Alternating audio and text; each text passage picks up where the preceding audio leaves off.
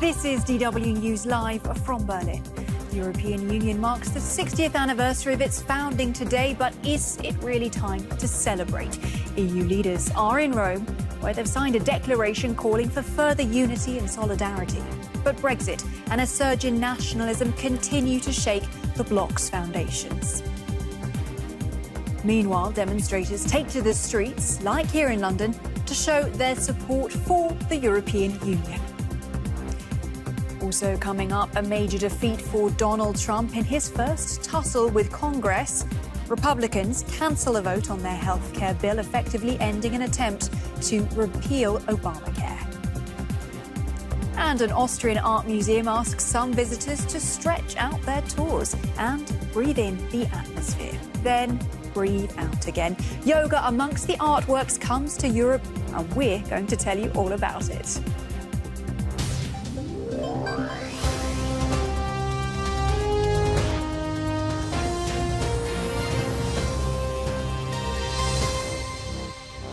I'm Helena Humphrey. Thanks for joining me. European leaders are in Rome to celebrate 60 years since the founding of the European Union. Now, in a show of unity, they've signed a declaration pledging to make the Union stronger. But the celebrations are being overshadowed by a series of crises, most notably Britain's impending exit from the bloc. Well, joining us now from Rome is DW correspondent Georg Matters. Georg, tell us, what does the mood feel like in Rome? Is it as if a page has been turned after the Brexit referendum result? Better together, that has been the message sent by the 27 EU leaders who today committed themselves to a common future inside the European Union. It was a sunny day. It was a day full of symbolism with Jean-Claude Juncker, the head of the European Commission, signing the declaration here with exactly the same pen that the representative from Luxembourg some 60 years ago, the pen that the representative some 60 years ago used. There was also some time to poke some fun.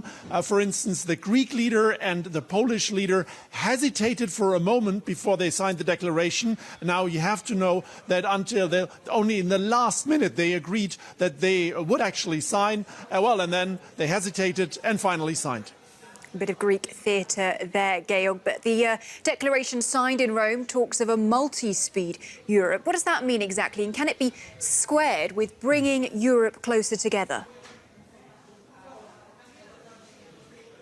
This is essentially an idea that has been pushed forward by Germany and France, and it is the idea that some EU members can work together on key issues. They can proceed together on these key issues together and leave others behind. Now, the key concern here of particularly Eastern European states, such as Poland, for instance, was that they could be frozen out from key developments. For instance, a closer defense union with some members working closer together, leaving others behind. But the German Chancellor was very clear in her press conference when she told us that working together closely for some EU members does not mean it would diminish the community, so it will not mean that others are left behind.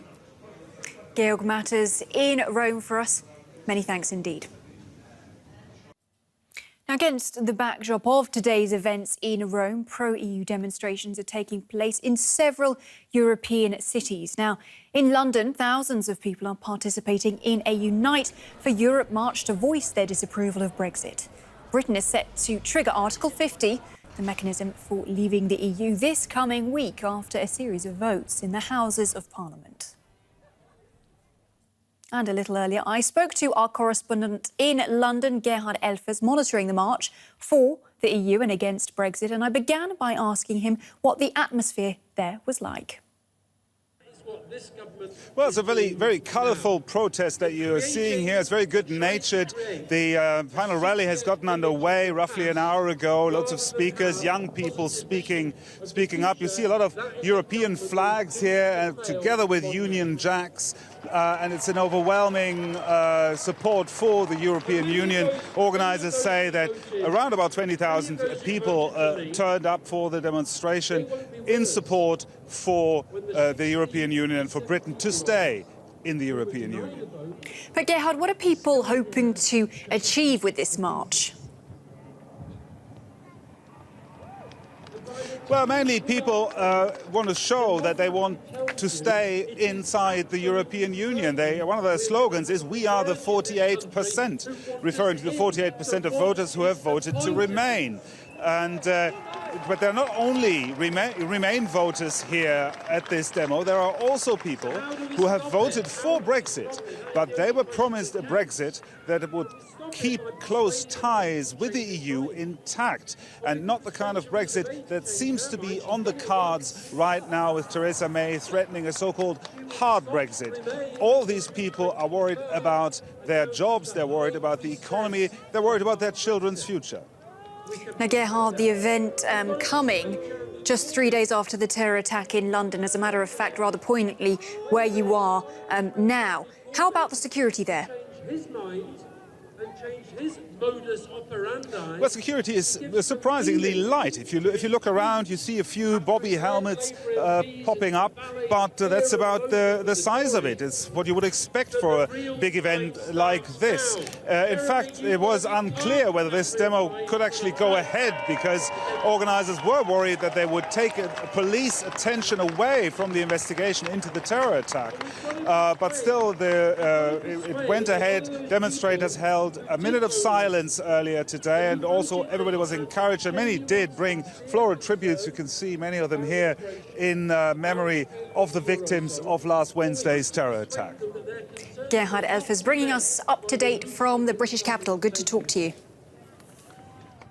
To the US now, where President Donald Trump has suffered a major setback in his first confrontation with Congress. Republican leaders were forced yesterday to cancel a vote on a controversial health care bill.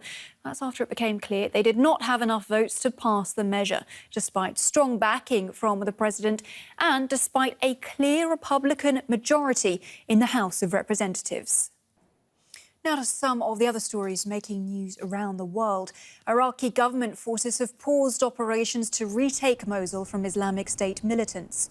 The move follows concern from the UN over reports of a high number of civilian casualties in the fighting. As many as 600,000 civilians are still in the western half of Mosul. A ban on taking most electronic devices as carry-on baggage onto flights from the Middle East to the US and Britain has come into effect. The restrictions have been heavily criticised for targeting Muslim-majority countries, with Istanbul, Dubai and Doha airports all on that list. So sports news now to Formula One racing and the Australian Grand Prix. Well, Mercedes driver Lewis Hamilton took the pole position in qualifying, edging out Ferrari's Sebastian Vettel for Sunday's top starting spot. Now, the Albertina Museum in Vienna houses works by artists like Claude Monet, Albrecht Dürer and Leonardo da Vinci. But now, an idea imported from New York is giving the museum's 18th century rooms a whole new purpose. And a reminder now of the top story we're following for you. European leaders have signed a declaration of unity at a summit in Rome marking the 60th anniversary of the EU's founding. The ceremonies come just days before talks with Britain over its exit from the bloc. You're watching DW News from Berlin. I'll be back at the top of the hour with more. See you then.